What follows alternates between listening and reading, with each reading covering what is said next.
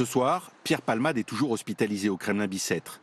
Il y est traité pour un accident vasculaire cérébral qui l'a frappé samedi. Mais désormais, un garde est posté devant sa chambre, car il est en détention provisoire. À en croire les réseaux, l'AVC de Pierre Palmade, c'est bidon. Alors c'est pour ça qu'on détaille depuis tout à l'heure autant ce qui se passe vraiment. Mais oui, si on en croit Twitter, cet AVC est accusé soit d'être inventé, jamais eu lieu, soit provoqué. Son avocate n'aura pas réussi à lui éviter la prison. Lors d'une audience à huis clos, la justice a rendu sa décision. Raison invoquée, le risque de récidive. L'humoriste a déjà été condamné plusieurs fois pour usage et détention de stupéfiants. Un des lanceurs du hashtag Palmadegate, c'est cette ancienne star du petit écran que vous connaissez, Karl Zero, qui a mis le feu au web en laissant entendre la semaine dernière chez Hanouna que le sommet de l'État serait mêlé à l'affaire. Certains participeraient même aux orgies. Normalement, sur ce qui n'est qu'aujourd'hui qu'une blessure involontaire, le client, au pire, il sort avec un contrôle judiciaire et une obligation de soins. C'est le service normal d'un délinquant routier ou d'un présumé délinquant routier.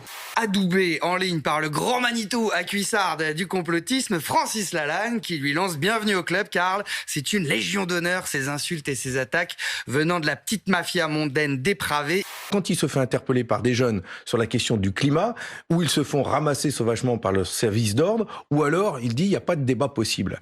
La France est en crise, elle est grave. Je me demande ce que fait le président de la République. Après Emmanuel Macron ce week-end, c'est au tour de la première ministre Elisabeth Borne d'arpenter les allées du salon de l'agriculture. Je n'ai pas trouvé de colère chez nos compatriotes, mais de l'inquiétude, a-t-il dit. Il est dans le déni, le président ? Bon, le président, d'abord, c'est beaucoup caché, c'est beaucoup planqué. Alors, c'est sûr que lorsqu'on rencontre pas les Français, on peut pas les entendre. S'il n'a pas compris que le pays était remonté comme une pendule contre sa réforme des retraites, c'est qu'il n'a décidément rien compris aux Français. Ce texte est devenu un bazar indescriptible. Il n'y a plus un seul Français qui nous écoute ce matin, qui comprend ce qui va l'attendre dans les prochaines années avec ce texte de loi. En plus, dans sa sortie au Salon de l'Agriculture, il nous démontre qu'il ne comprend rien non plus aux souffrances du monde agricole.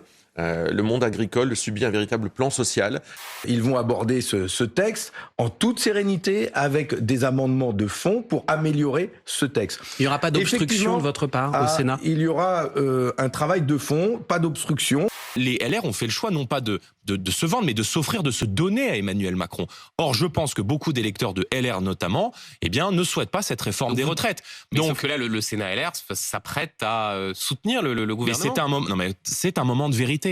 Les supporters du Beşiktaş, club d'Istanbul, ont fait part de leur mécontentement à l'égard du pouvoir. Ils ont jeté, vous le voyez, des centaines de peluches sur la pelouse en soutien aux enfants victimes du séisme. Et ils ont appelé le gouvernement à la démission, un gouvernement critiqué pour son manque de réaction. Vous savez qu'ils sont en rupture de Jet 27. Oui, non, mais je suis d'accord avec vous, mais les gens qui nous regardent dans les entreprises, il n'y a pas d'alcool, que je sache. À CNews, il n'y a pas une buvette. Donc moi, je m'interroge même sur le fond d'avoir une buvette à l'Assemblée. Ils ont que ça à faire, tu les mets à l'évian. Vivement critiqué depuis la catastrophe, le président turc Erdogan a demandé aujourd'hui pardon pour la lenteur des secours. James Bond a trouvé plus fort que lui en la personne des Sensitivity Readers.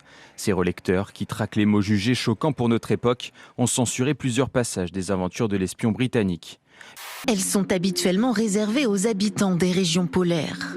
Mais hier soir, dans certaines parties du pays comme le nord, il était possible d'observer des aurores boréales. Fini le mot nègre et autres références à caractère raciste sur les Africains et Afro-Américains des années 50 et 60. Désormais, les lecteurs de l'œuvre de Ian Fleming liront le barman au lieu du barman noir.